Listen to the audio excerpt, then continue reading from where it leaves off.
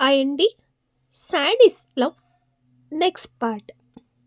నేను దాన్ని ఏం చేసినా ఎవ్వరూ అడగకూడదు. నోరు మూసుకుని ఉండాలి. మధ్యలో దూరి ఇదేంటి అదేంటి అని అస్సలు అడగకూడదు అని సీరియస్గా చెప్తాడు ఆదిత్య.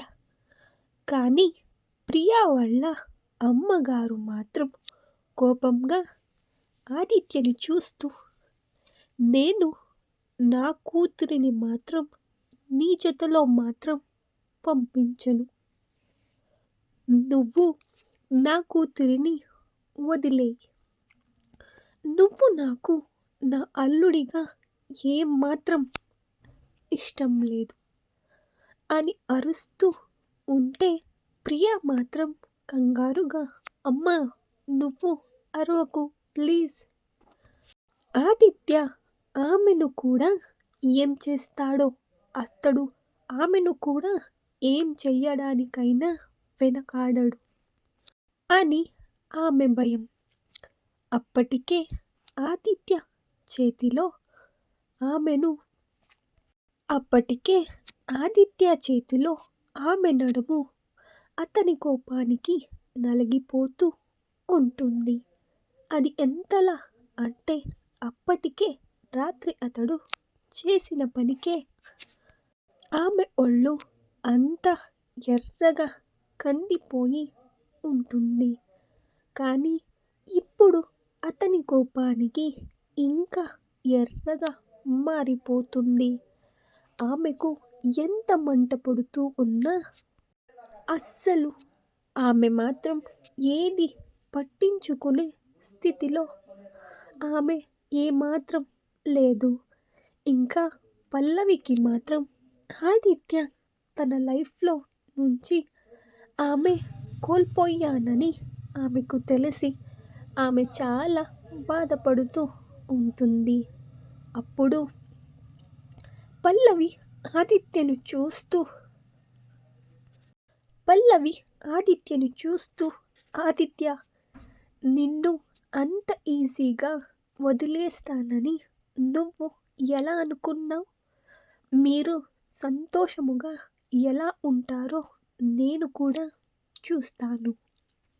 నేను బయటకి వెళ్ళి నీ మీద కేసు వేసి ఇంకా మీడియాకి కూడా ఎక్కి ఇంకా మీ కుటుంబం పరువు మొత్తాన్ని తీసేస్తాను అని పల్లవి అంటుంది. నన్ను నువ్వు మోసం చేశావు. పెళ్ళికి ముందే అంతా అయిపోయిందని నేను మీడియాకి ఎక్కి మరీ మీ పరువుని మొత్తం తీసేస్తాను అని అంటుంది. కానీ ఆ మాటలు విన్న ఆదిత్య మాత్రం పల్లవిని కోపంగా చూస్తూ ఉంటాడు. ఆదిత్య ఆ చూపుకే పల్లవికి వణుకు పుట్టినా అది ఏమాత్రం ఆమె బయటకి చూపించకుండా, నీ చూపుకి మీ ఇంట్లో వాళ్ళు భయపడతారేమో, నేను కాదు మిస్టర్ ఆదిత్య అని యాటిట్యూడ్గా అంటుంది. ఆదిత్య తన చేయిని ప్రియా నడుము చుట్టూ వేసి, అస్సలు ఏం జరిగిందంటే పల్లవి మాటలకి ఈగో హర్ట్ అయిన ఆదిత్య జస్ట్ అలా చిటిక వెయ్యగానే పల్లవిని అక్కడున్న ఆదిత్య బాడీ గార్డ్స్ అందరూ వచ్చి ఆమెను పూర్తిగా రౌండప్ చేస్తారు. అది కూడా ఆమెను గన్స్తో ఏం చేస్తూ ఉంటారు. అతని బాడీ గార్డ్లో ఒక్కడు, సార్ ఇప్పుడు ఏం చెయ్యమంటారు అని అంటాడు. అది కూడా అతని మొహంలో ఏ ఫీలింగ్స్ లేకుండా అంటాడు. అప్పుడు ఆదిత్య పల్లవిని ఇంకా పల్లవి ఫ్యామిలీని ఒక సర్కాస్టిక్ నవ్వుతో చూస్తూ, ఇప్పుడు ఏముంది, తీసుకువెళ్ళి డార్క్ రూమ్లోకి వేసేయ్, 24 గంటల వరకు పచ్చి మంచినీళ్ళు కూడా ఇవ్వకు అని ఆర్డర్ చేస్తాడు.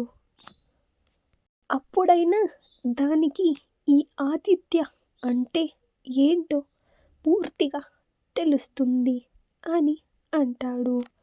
నా మీదే కేసు పెడుతుందంట, నన్నే బెదిరించడానికి వస్తుంది, నన్నే బెదిరించడానికి వస్తుంది అని ఒకసారి పల్లవిని చూస్తూ స్మైల్తో అంటాడు.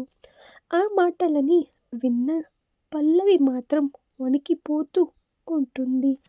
ఆమె ఆ డార్క్ రూమ్ గురించి చాలా అంటే చాలా రకరకాలుగా విని ఉంటుంటుంది. ఆదిత్యతో పెళ్ళి కుదిరినప్పుడు నుంచి ఆ డార్క్ రూమ్ గురించి చాలానే పల్లవి విని ఉంటుంది.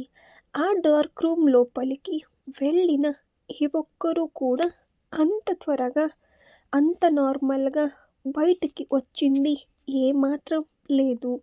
కొందరు తమ చేతులు ఇంకా కాళ్ళని విరుక్కొట్టుకుని వస్తే, కొందరు తమ చేతులు కాళ్ళని విరుక్కొట్టుకుని వస్తే, మరికొందరు తమ ప్రాణాలనే కోల్పోయారు.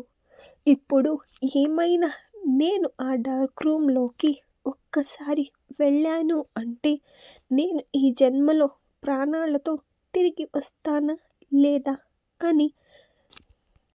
అని పల్లవి ఆలోచిస్తూ అలాగే వణికిపోతూ ఉంటుంది. పల్లవి అలాగే ఆలోచిస్తూ వణికిపోతూ ఉంటుంది. నెక్స్ట్ ఎపిసోడ్లో పల్లవిని ఆదిత్య ఏం చేయబోతున్నాడు, అసలు ఆదిత్యకి ఇంకా ప్రియకి ఎలా పరిచయం, ముందు ఎపిసోడ్లో తెలుసుకుందాం. థ్యాంక్ యూ అండి.